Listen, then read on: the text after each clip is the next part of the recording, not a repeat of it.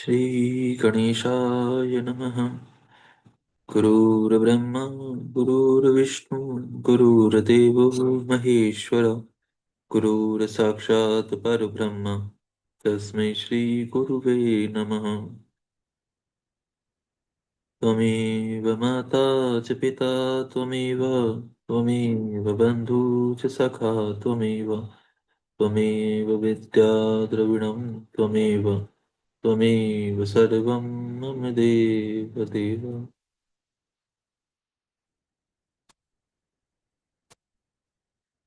यहाँ से पांचवां अध्याय प्रारंभ होता है।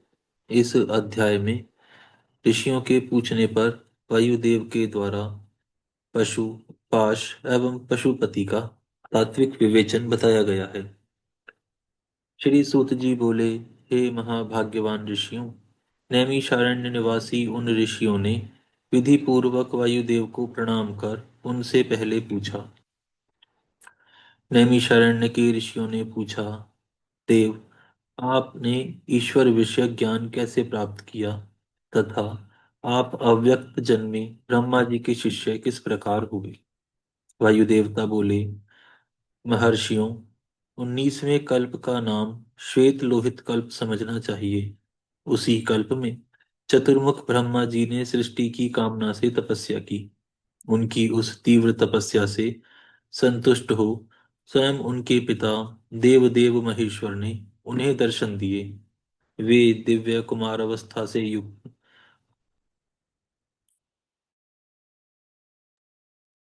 वे दिव्य कुमार अवस्था से युक्त रूप धारण करके रूपवानों में श्रेष्ठ श्वेत नामक मुनि होकर दिव्य वाणी बोलते हुए उनके सामने उपस्थित हुए। वेदों के अधिपति तथा सबके पालक पिता महेश्वर का दर्शन करके गायत्री सहित ब्रह्मा जी ने उन्हें प्रणाम किया और उन्हीं से उत्तम ज्ञान पाया। ज्ञान पाकर विश्वकर्मा चतुर्मुख ब्रह्मा जी संपूर्ण चराचर भूतों की सृष्टि करने लगे। साक्षात परमेश्वर भगवान शिव से सुनकर ब्रह्मा जी ने अमृत स्वरूप ज्ञान प्राप्त किया था। इसीलिए मैंने तपस्या के बल से उन्हीं के मुख से उस ज्ञान को उपलब्ध किया। मुनियों ने पूछा, आपने वह कौन सा ज्ञान प्राप्त किया जो सत्य से भी परम सत्य एवं शुभ है तथा जिसमें उत्तम निष्ठा रखकर पुरुष परमानंद को प्राप्त करता है। वायु देवता बोले, महर्षियों, मैंने पूर्व काल में पशु, पाश और पशुपति का जो ज्ञान प्राप्त किया था, सुख चाहने वाले पुरुष को उसी में ऊंची निष्ठा रखनी चाहिए। अज्ञान से उत्पन्न होने वाला दुख ज्ञान से ही दूर होता है। वस्तु के विवेक का नाम ज्ञान है। वस्तु के तीन भेद माने गए हैं, जड़ यानी प्रकृति, चेतन यानी जीव और उन दोनों का नियंता यानी परमेश्वर। इन्हीं तीनों को क्रमशः पाश, पशु और पशुपति कहते हैं। तत्वज्ञ पुरुष प्राय इन्हीं तीन तत्वों को क्षर, अक्षर तथा उन दोनों से अतीत कहते हैं। अक्षर ही पशु कहा गया है। क्षर तत्व का ही नाम पाश है तथा क्षर और अक्षर दोनों से परे जो परम तत्व है उसी को पति या पशुपति कहते हैं। मुनिगण बोले, हे मारुत, क्षर किसे कहा गया है और अक्षर किसे कहा गया है एवं उन दोनों स्वराक्षर से परे क्या है, उसका वर्णन कीजिए। वायुदेव बोले, प्रकृति को ही क्षर कहा गया है। पुरुष यानी जीव को अक्षर कहते हैं और जो इन दोनों को प्रेरित करता है वह क्षर और अक्षर दोनों से भिन्न तत्व ही परमेश्वर कहे गए हैं।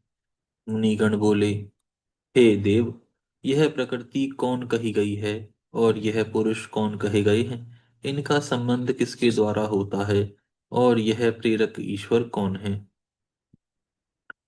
वायुदेव बोले, माया का ही नाम प्रकृति है। पुरुष उस माया से आवृत है। मल और कर्म के द्वारा प्रकृति का पुरुष के साथ संबंध होता है। शिव ही उन दोनों के प्रेरक ईश्वर हैं। मुनिगण बोले, माया किसे कहते हैं? माया से आच्छादित होने पर पुरुष किस रूप का हो जाता है? यह मल क्या है और कहाँ से आया? शिव तत्व क्या है तथा शिव कौन है? वायुदेव बोले, माया महेश्वर की शक्ति है। चित स्वरूप जीव उस माया से आवृत है। चेतन जीव को आच्छादित करने वाला अज्ञानमय पाश ही मल कहलाता है। उससे शुद्ध हो जाने पर जीव स्वतः शिव हो जाता है। वह विशुद्धता ही शिव तत्व है। मुनियों ने पूछा, सर्वव्यापी चेतन को माया किस हेतु से आवृत करती है? किस लिए पुरुष को आवरण प्राप्त होता है और किस उपाय से उसका निवारण होता है? वायु देवता बोले, व्यापक तत्व को भी आंशिक आवरण प्राप्त होता है, क्योंकि कला आदि भी व्यापक हैं। भोग के लिए किया गया कर्म ही उस आवरण में कारण है। मल का नाश होने से वह आवरण दूर हो जाता है। मुनिगण बोले, हे वायुदेव, वह कलादि क्या है? कर्म किसे कहते हैं? उसका आदि एवं अंत क्या है? और उसका फल तथा आश्रय क्या है? किसके भोग से क्या भोगना पड़ता है? उस भोग का साधन क्या है? मलक्षय का हेतु क्या है? और क्षीणमल वाला पुरुष कैसा होता है? वायु देवता बोले, कला, विद्या, राग, काल और नियति, इन्हीं को कलादि कहते हैं। कर्म फल का जो उपभोग करता है उसी का नाम पुरुष यानी जीव है। कर्म दो प्रकार के हैं, पुण्य कर्म और पाप कर्म। पुण्य कर्म का फल सुख और पाप कर्म का फल दुख है। कर्म अनादि है और फल का उपभोग कर लेने पर उसका अंत हो जाता है। यद्यपि जड़ कर्म का चेतन आत्मा से कुछ संबंध नहीं है, तथापि अज्ञानवश जीव ने उसे अपने आप में मान रखा है। भोग कर्म का विनाश करने वाला है। प्रकृति को भोग्य कहते हैं और भोग का साधन है शरीर। ब्रह्म इंद्रियां और अंतःकरण उसके द्वार हैं। अतिशय भक्ति भाव से उपलब्ध हुए महेश्वर के कृपा प्रसाद से मल का नाश होता है, और मल का नाश हो जाने पर पुरुष निर्मल भगवान शिव के समान हो जाता है। मुनिगण बोले, कलादि पांच तत्वों का अलग अलग कर्म क्या कहा जाता है? क्या आत्मा को ही भोक्ता एवं पुरुष के नाम से पुकारा जाता है? उस अव्यक्त तत्व का स्वरूप क्या है और वह किस प्रकार से भोगा जाता है? उस भोग्य के भोग का आश्रय क्या है और शरीर किसे कहते हैं? वायु देवता बोले, विद्या पुरुष की ज्ञान शक्ति को और कला उसकी क्रिया शक्ति को अभिव्यक्त करने वाली है। राग भोग्य वस्तु के लिए क्रिया में प्रवृत्त करने वाला होता है। काल उसमें अविच्छेदक होता है और नियति उसे नियंत्रण में रखने वाली है। अव्यक्त रूप जो कारण है वह त्रिगुणमयी है। उसी से जड़ जगत की उत्पत्ति होती है और उसी में उसका लय होता है। तत्वचिंतक पुरुष उस अव्यक्त को ही प्रधान और प्रकृति कहते हैं। अप्रकटित लक्षणों वाला वह प्रधान तत्व कलाओं के माध्यम से अभिव्यक्ति को प्राप्त करता है। उस सत्व सत्व दिगुण दिगुण त्रयात्मक प्रधान का स्वरूप सुख दुख विमोहात्मक है, जो पुरुष के द्वारा भोगा जाता है। सत्व, रज और तम, ये तीनों गुण प्रकृति से प्रकट होते हैं।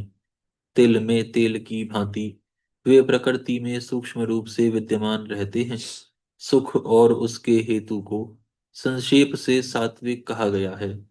दुख और उसके हेतु रजस कार्य हैं, तथा जड़ता और मोह वे तमोगुण के कार्य हैं। सात्विकी वृत्ति ऊर्ध्व में ले जाने वाली है। तामसी वृत्ति अधोगति में डालने वाली है, तथा राजसी वृत्ति मध्यम स्थिति में रखने वाली है। पांच तन मात्राएं, पांच भूत, पांच ज्ञानेंद्रियां, पांच कर्मेंद्रियां तथा प्रधान चित्त, महतत्व बुद्धि, अहंकार और मन, ये चार अंतःकरण सब मिलकर 24 तत्व होते हैं। इस प्रकार संक्षेप से ही विकार विकार सहित अव्यक्त प्रकृति का वर्णन किया गया है। कारणावस्था में रहने पर ही उसे अव्यक्त कहते हैं, और शरीर आदि के रूप में जब वह कार्यावस्था को प्राप्त होता है तब उसकी व्यक्त संज्ञा होती है। ठीक उसी तरह जैसे कारणावस्था में स्थित होने पर जिसे हम मिट्टी कहते हैं, वही कार्यावस्था में घट आदि नाम धारण कर लेती है। जैसे घट आदि कार्य मृत्तिका आदि कारण से अधिक भिन्न नहीं है, उसी प्रकार शरीर आदि व्यक्त पदार्थ अव्यक्त से अधिक भिन्न नहीं है। इसीलिए एकमात्र अव्यक्त ही कारण करण उनका आधारभूत शरीर तथा भोग्य वस्तु है, दूसरा कोई नहीं।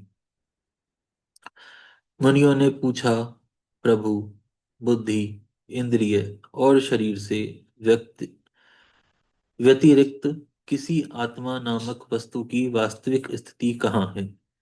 वायु देवता बोले, महर्षियों, सर्वव्यापी चेतन का बुद्धि, इंद्रिय और शरीर से पार्थक्य अवश्य है। आत्मा नामक कोई पदार्थ निश्चय ही विद्यमान है, परंतु उसकी सत्ता में किसी हेतु की उपलब्धि बहुत ही कठिन है। सत्पुरुष बुद्धि, इंद्रिय और शरीर को आत्मा नहीं मानते, क्योंकि स्मृति यानी बुद्धि का ज्ञान अनियत है तथा उसे संपूर्ण शरीर का एक साथ अनुभव नहीं होता। इसीलिए वेदों और वेदांतों में आत्मा को पूर्वानुभूत विषयों का स्मरण करता, संपूर्ण ज्ञेय, पदार्थों में व्यापक तथा अंतर्यामी कहा गया है। उसमें सब कुछ है और वह शाश्वत आत्मा सभी को व्याप्त करके सर्वत्र स्थित रहता है। फिर भी व्यक्त रूप में कोई भी कहीं भी उसे प्रत्यक्ष नहीं देख पाता है। यह नेत्र तथा अन्य इंद्रियों से भी ग्राह्य नहीं है। वह महान आत्मा ज्ञान प्रदीप्त मन से ही ग्राह्य है। यह ना स्त्री है, ना पुरुष है, और ना नपुंसक ही है, ना ऊपर है, ना अगल बगल में है, ना नीचे है, और ना किसी स्थान विशेष में। यह संपूर्ण चल शरीरों में अविचल, निराकार एवं अविनाशी रूप से स्थित है। ज्ञानी पुरुष निरंतर विचार करने से उस आत्म तत्व का साक्षात्कार कर पाते हैं। बहुत कहने से क्या प्रयोजन? आत्मा देह से पृथक है। जो लोग इसे अपृथक देखते हैं, उनको इसका यथार्थ ज्ञान नहीं है। पुरुष का जो वह शरीर कहा गया है, इससे बढ़कर अशुद्ध, पराधीन, दुखमय और अस्थिर दूसरी कोई वस्तु नहीं है। शरीर ही सब विपत्तियों का मूल कारण है। उससे युक्त हुआ पुरुष अपने कर्म के अनुसार सुखी, दुखी और मूढ़ होता है। जैसे पानी से सींचा हुआ खेत अंकुर उत्पन्न करता है, उसी प्रकार अज्ञान से आप्लावित हुआ कर्म नूतन शरीर को जन्म देता है। यह शरीर अत्यंत दुखों के आल्य माने जाते हैं। इनकी मृत्यु अनिवार्य होती है। भूतकाल में कितने ही शरीर नष्ट हो गए और भविष्य काल में सहस्रों शरीर आने वाले हैं। वे सब आ आकर जब जीर्ण शीर्ण हो जाते हैं, तब पुरुष उन्हें छोड़ देता है।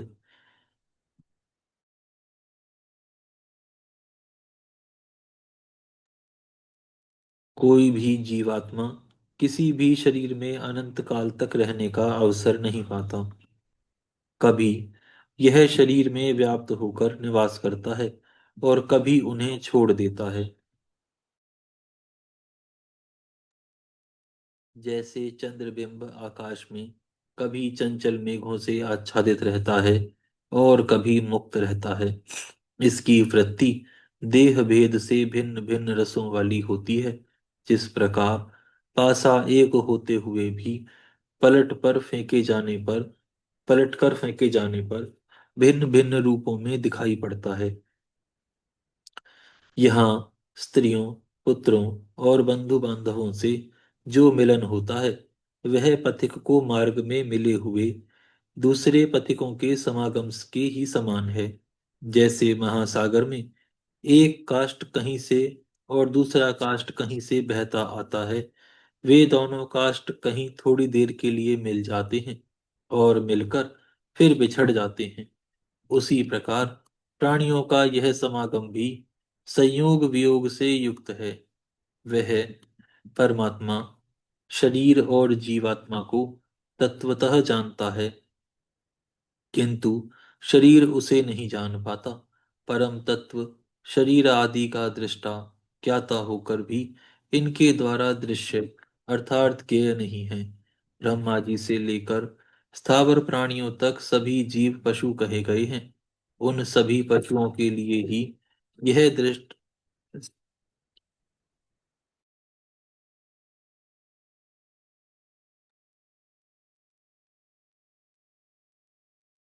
यह दृष्टांत या दर्शन शास्त्र कहा गया है। यह जीव पाशों में बंधता और सुख दुख भोगता है, इसीलिए पशु कहलाता है। यह ईश्वर की लीला का साधनभूत है, ऐसा ज्ञानी महात्मा कहते हैं। यह जीव अज्ञानी है एवं अपने सुख दुख को भोगने में सर्वदा परतंत्र है।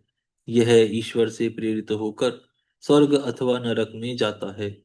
सूत जी बोले, वायुदेव का यह वचन सुनकर मुनिगण प्रसन्न चित्त हो गए और शैवागम